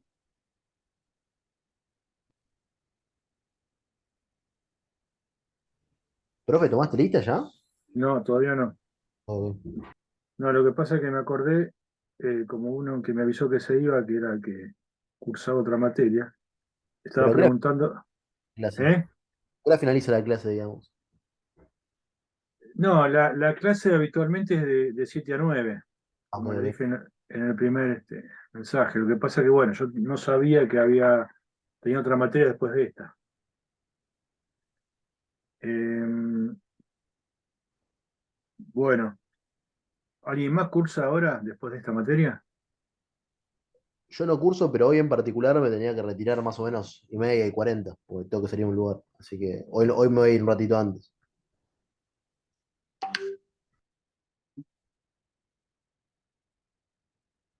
Bueno, aguarden un segundo. Antes le voy a pasar un video ahora que en pocos minutos sintetiza varios conceptos que los deja muy claros.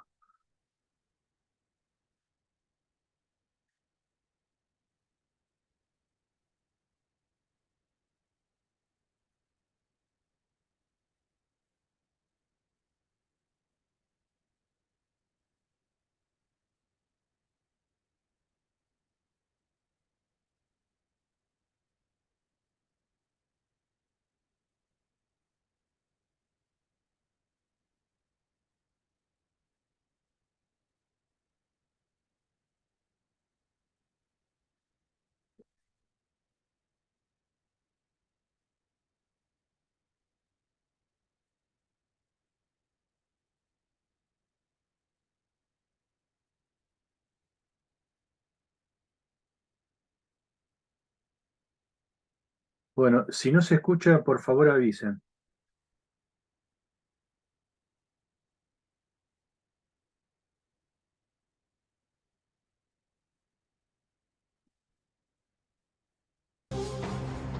El espectro. ¿Se escuchó? Sí, profe, se escuchó. Bueno, ahí va. electromagnético. Introducción. Es algo que te rodea, que te bombardea, que en gran medida no se puede ver, tocar ni siquiera sentir.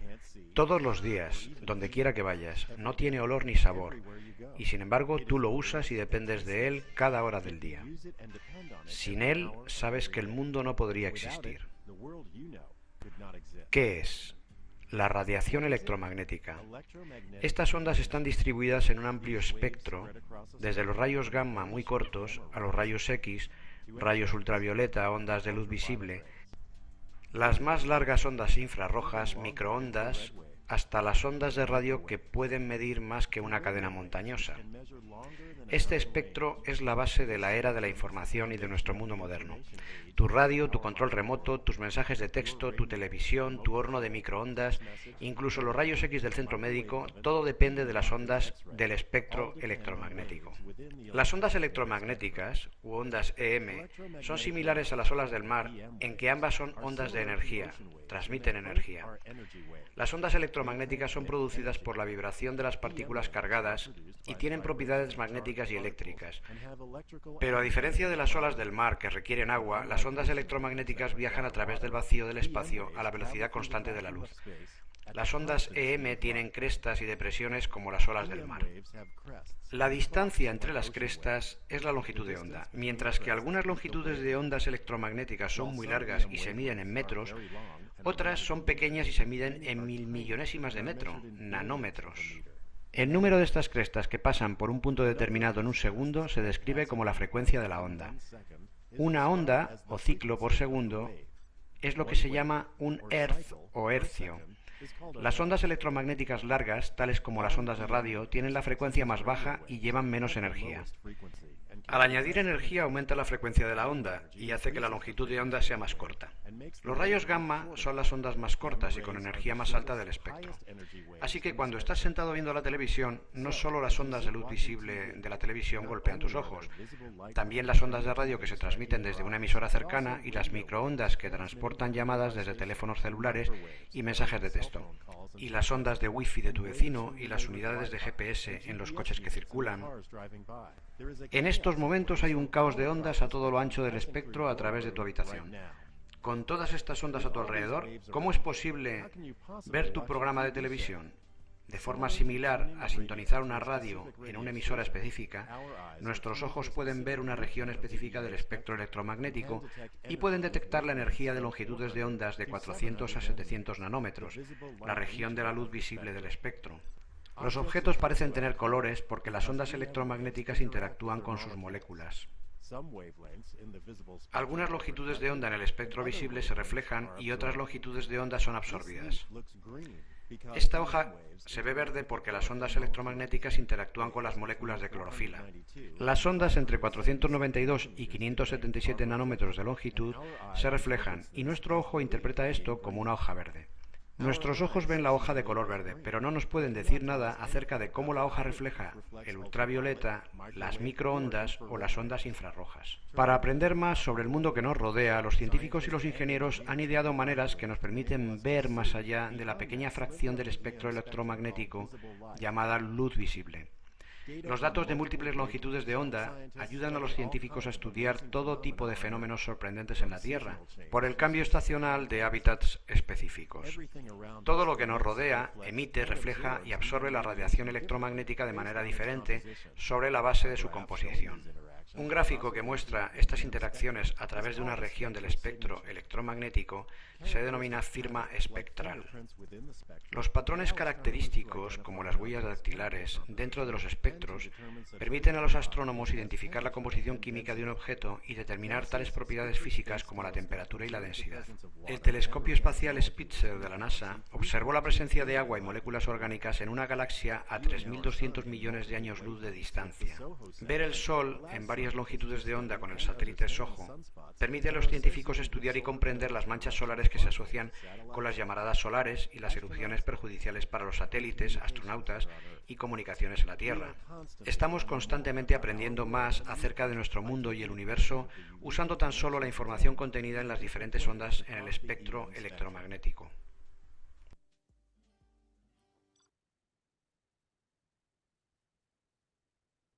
Bueno, se entendió, ¿no? Creo que es claro.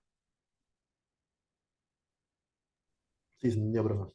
Bastante dinámico el video. Sí, está bueno. Bueno, vamos ahora sí a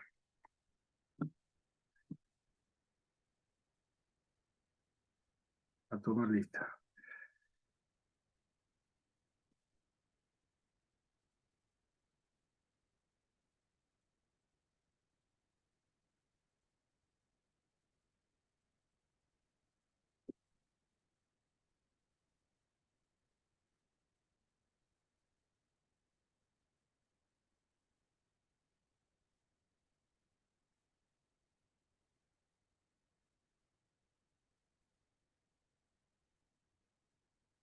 Bueno, se los comparto, sigo enviando por las dudas.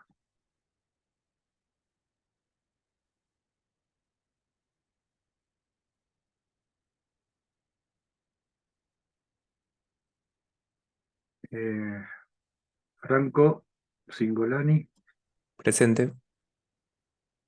María Paula, Presente. ok, Facundo, Presente. Ian, Ian no está, Crespi, Perdón. estás ahí, ¿no? ¿Te escuché? Ok. Ah, Nicolás Matías, Acá estoy. ok. Acá Nicolás Fernández, Presente. Nicolás Claver, Claver fue el que me dijo el que se iba a otra materia.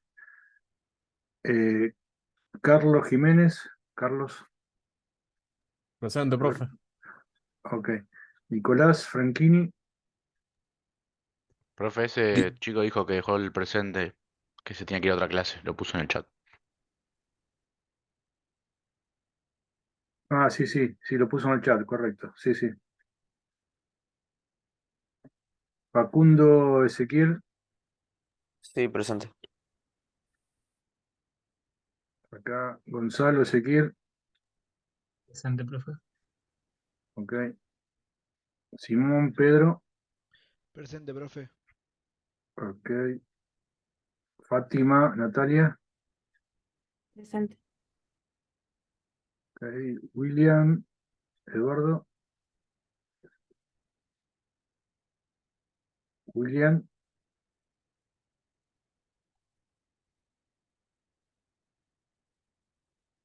Luciana, Luciana Napolirio, Franco Scolari, ah, Franco, no, Franco es el que tiene otra materia. Profe, Sí, yo no estoy en la lista esa. Yo tampoco.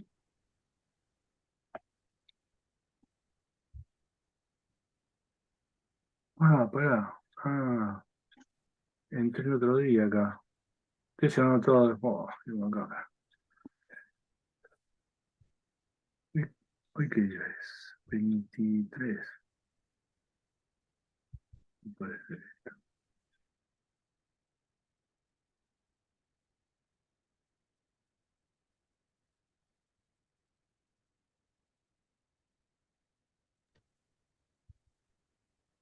Yo ahí aparezco, como libre supuestamente. ¿Me dijiste tu nombre? Iglesias Tomás Miel. No, lo que pasa es, no, vos faltaste la clase pasada, creo, Sí, nada más. falté la clase pasada, sí. Profe, yo no falté la clase pasada, solamente que justo cuando tomaste lista se me había cerrado el Zoom, Ah, pero ¿quién habla? Agustina. Eh, pero no, acá lo que me extraña, que ven que no me aparece la fecha. Me aparece hasta 7 del 8 nada más. Eso es lo que no entiendo.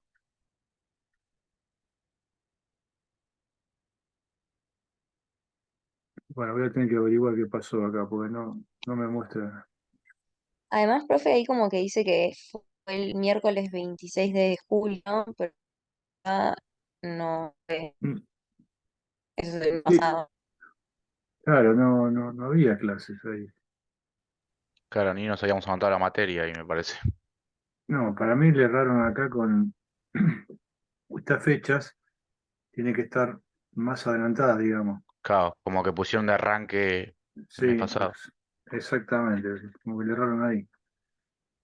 Bueno, bueno, dejémoslo ahora acá. Y hoy estaba, Ariel estaba hoy, Ariel David estaba hoy, me parece que no, ¿no? Agustín habló recién y Tomás también habló recién. Sí. Bueno, no sé, voy a averiguar qué pasa.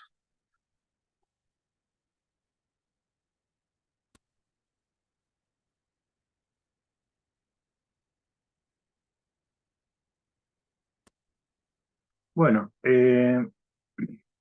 recuerden esto, la,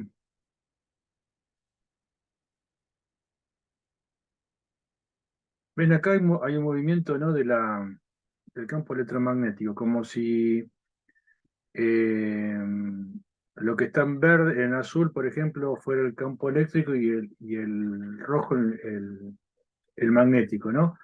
El campo electromagnético está formado por el eléctrico más el magnético. Entonces, como está en la imagen que está arriba, ¿no? Con la flecha verde, indica la dirección de propagación, ¿no? Eh, ustedes imagínense, como vieron recién en el video, la onda en el agua, uno tira una piedra, ¿no? Y se establecen ondas, ¿no? Como que suben y bajan, ¿no? Sin embargo, la propagación no es para arriba o para abajo, es para hacia afuera, digamos, ¿no? Se van haciendo círculos concéntricos. Entonces, una cosa es la dirección con que vibran, ¿no? Las moléculas, o en este caso es otra cuestión, pero este, es la dirección, en este caso, del campo eléctrico, del campo magnético. Es como que, sigamos, ustedes están viendo una pantalla, un monitor. Imagínense que la base del monitor, eh, que sería, por ejemplo, paralelo al suelo, sería el campo eléctrico. Y la otra parte, que es perpendicular, es el campo magnético, ¿no? Son perpendiculares entre sí, pero la dirección de la propagación de esa señal es hacia ustedes o hacia afuera, ¿no? Es el tercer eje. Entonces, esa es la característica que tiene este tipo de propagación. El campo eléctrico genera uno magnético y el magnético al eléctrico. Y así se va generando esta propagación en el espacio. Eh, Dentro de lo que es todo el campo electromagnético que vimos recién, una partecita de ese gran campo electromagnético que va de más o menos de 3 kHz a 300 GHz, es lo que se conoce como el espectro de radiofrecuencia o RF. Cuando ustedes escuchen RF, se refiere a esto, radiofrecuencia, eh, que es toda esta parte del espectro, que es lo que se utiliza en telecomunicaciones, ya sea para medios guiados o no guiados en el aire. Se utilizan todas estas frecuencias que vemos acá, que a su vez están clasificadas, ¿no? ¿Por qué están clasificadas? No por una cuestión antojadiza matemática, sino que cada una de estas frecuencias se va a relacionar con un servicio en particular. Para algunas cosas conviene una frecuencia más baja y para otras una frecuencia más alta. Entonces, esto es la UIT, hablando de organismos, ¿no? Unión Internacional de Telecomunicaciones, lo que es la parte de RF, porque tiene muchas partes, es la UIT. Bueno, clasificó en, bueno, esto sería muy baja frecuencia, very low frequency, está en inglés, ¿no? Frecuencias medias, altas, muy altas, ultra alta, super alta, extra alta. Y acá dice, ¿no? Recuerden, ¿no? Que ¿no? El mega es el millón, un giga son 1000 millones, ¿no?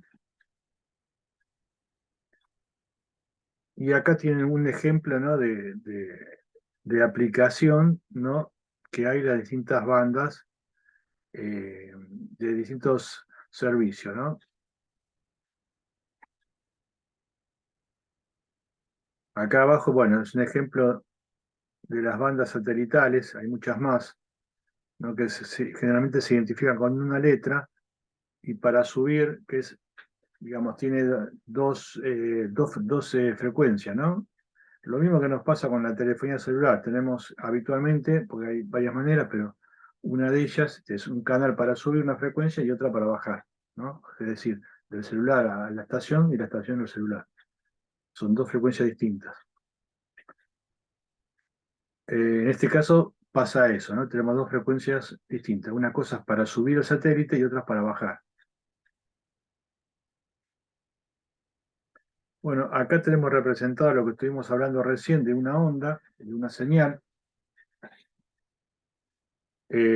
campo eléctrico y el magnético H, ¿no? La propagación, todo lo que estuvimos viendo, la función que se desplaza, y acá no dice I de t, dice I de xt, o sea que la I es una onda no solamente que se desplaza en el tiempo como un movimiento armónico, porque nosotros tenemos, cuando decimos la onda senoidal, por ejemplo, que es, cuyo eje lo representamos con el tiempo, en ese tipo de onda no estamos representando una onda que se está desplazando en el espacio, estamos representando una onda que varía en el tiempo, ¿no? Uno puede estar en el mismo lugar y la señal, la amplitud va bajando y subiendo. No sé si recuerdan como la generación de una onda senoidal, cosenoidal, que a veces se explica, que pone un resorte, ¿no? Que el resorte sube y baja, ¿no? Y va cambiando la amplitud instante a instante, y esa amplitud que va cambiando la va representando uno con la función senoidal. El resorte está quieto, lo que varía es la amplitud en función del tiempo, no en función de la distancia.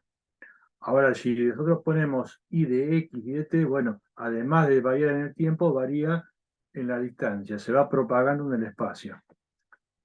Entonces, cuando vemos acá el término KX, es porque esa onda se está moviendo en el espacio.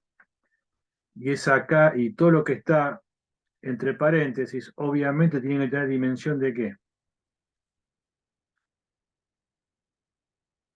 ¿Qué les parece? ¿El seno de qué? Para que tenga sentido la expresión, todo lo que está entre paréntesis, ¿qué tiene que ser? ¿Un qué?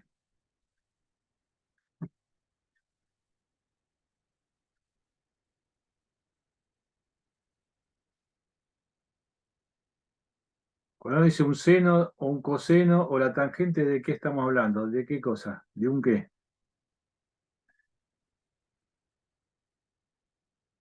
Por ahí es tan fácil que los despisto, pero hablando de un ángulo, ¿no? Un ángulo. Con lo cual todo lo que está entre paréntesis tiene que dar un ángulo. Entonces, si por ejemplo X es una distancia, K tiene que ser algo tal que KX tiene que dar un ángulo. ¿Está bien? Eh, bueno, acá no está definida la K, pero a ver si puedo acá escribir.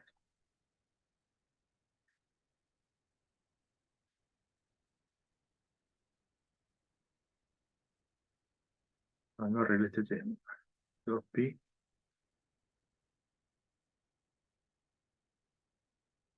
Lambda es la longitud de onda, ¿no?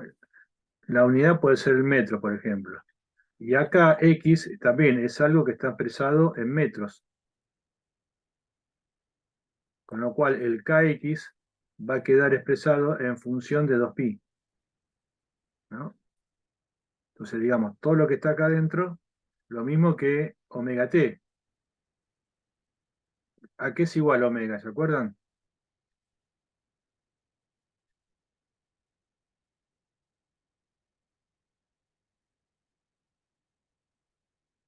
¿Qué es omega? ¿No era velocidad? ¿Puede ser?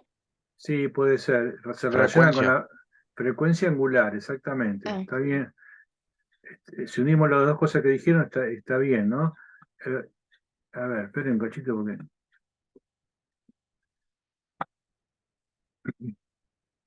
vamos a mostrarte.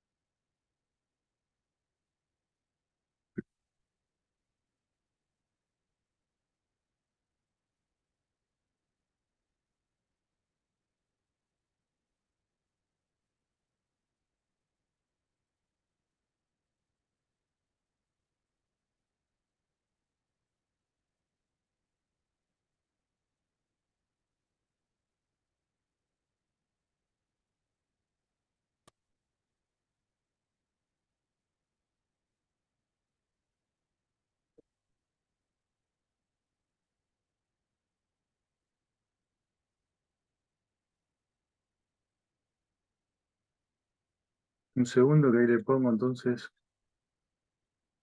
A ese, con una imagen se entiende más fácil.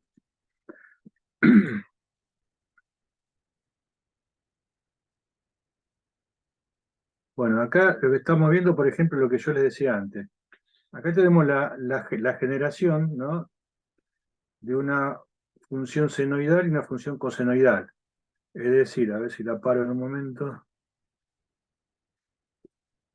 No.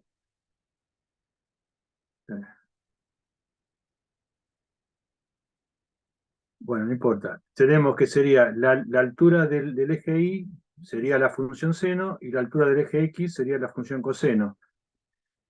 Y eso que está girando, ¿no? ¿Qué quiere decir? Cuando una vez que dio una vuelta es un ciclo.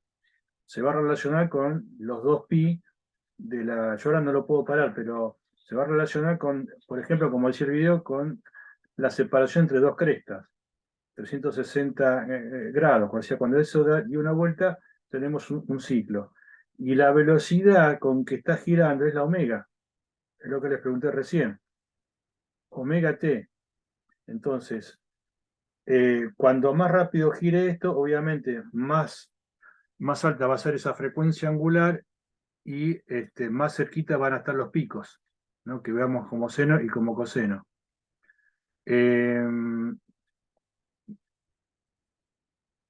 Entonces, tenemos, por ejemplo,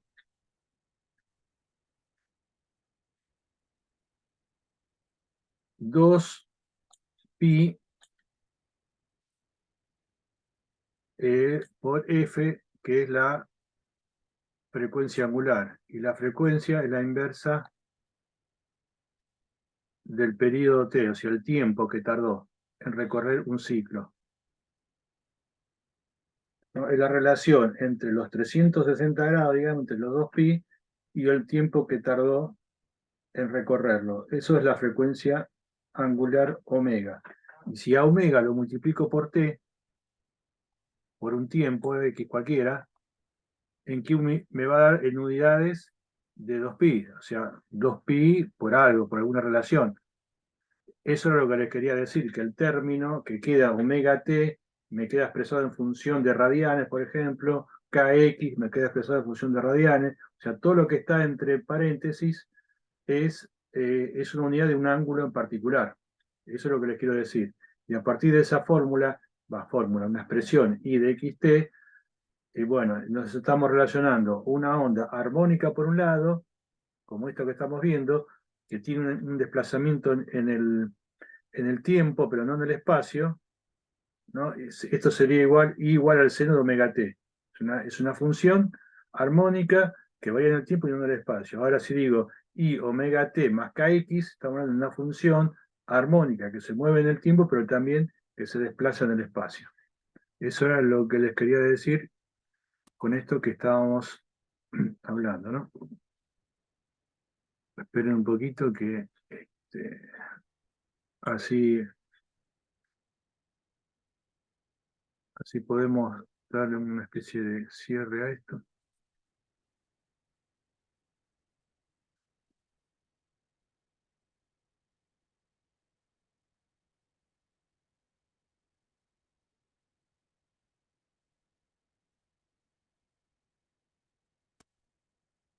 Bueno, se entendió el tema esto de la función I de x de t, ¿no? Sí, profe. Sí. Bueno. Bueno, esto es para que lo repasen, porque ustedes ya lo vieron en otras materias. El único tema que por ahí hay que tener en cuenta es que cuando hablamos de desplazamiento en el espacio, ¿no? En el espacio me refiero en forma genérica, en el espacio libre o en un medio. Ahora, si ese desplazamiento de la onda electromagnética es en el vacío, que es casi igual como en el aire, decimos que se propaga a la velocidad constante de la luz, ¿no? Según Einstein, entonces C es una constante que es igual a lambda, o sea, la longitud de la onda, esto que vemos acá arriba, la longitud, tantos metros, tantos centímetros, como vimos antes, por la frecuencia de esa señal. Entonces, la longitud de onda por la frecuencia es una constante.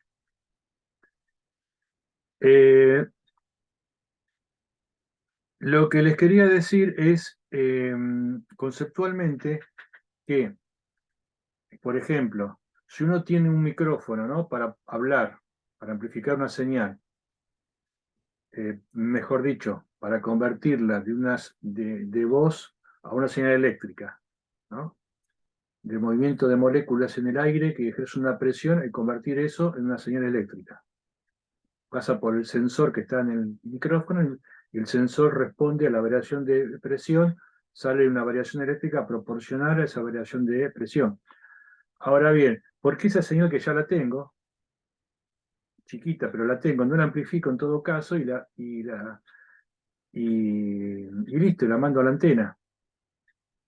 ¿Por qué es necesario, además de todo eso, modular en estas frecuencias que estamos viendo que son tan altas? Si la frecuencia que yo quiero transmitir no es tan alta, ¿por qué la quiero modular en una frecuencia tan alta? ¿Alguien tiene la respuesta de esto que estoy diciendo? Por ahí lo vio en otra materia o en la secundaria.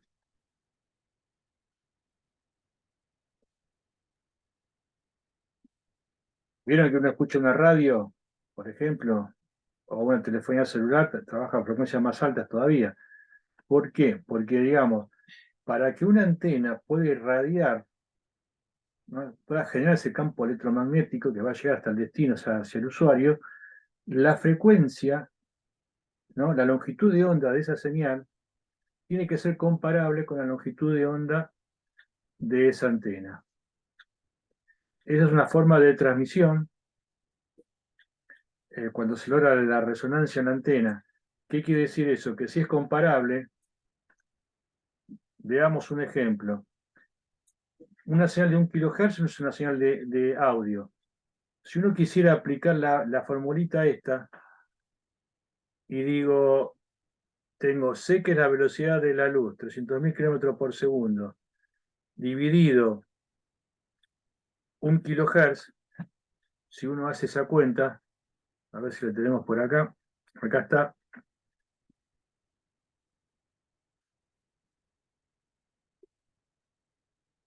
nos da 300.000 metros. 3 por 10 a la octava metros por segundo sobre 1 kHz, 300.000 metros. Difícil de construir una antena de 300 kilómetros, ¿no? O una antena puede ser de medio o un cuarto de lambda, por ejemplo. También, 75 kilómetros, difícil de construir una antena así.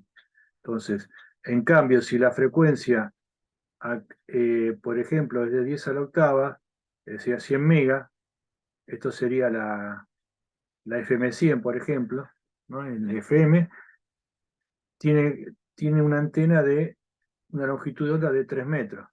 Ya puede ser una antena de 3 metros o de 75 centímetros, la cuarta parte de esto.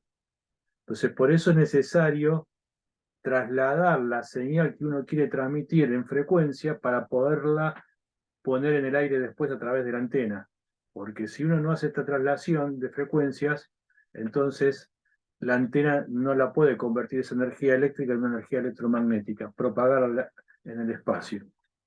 Entonces acá, bueno, es un ejemplo, acá estaba 1 kHz y FM100, ¿no? Es un concepto.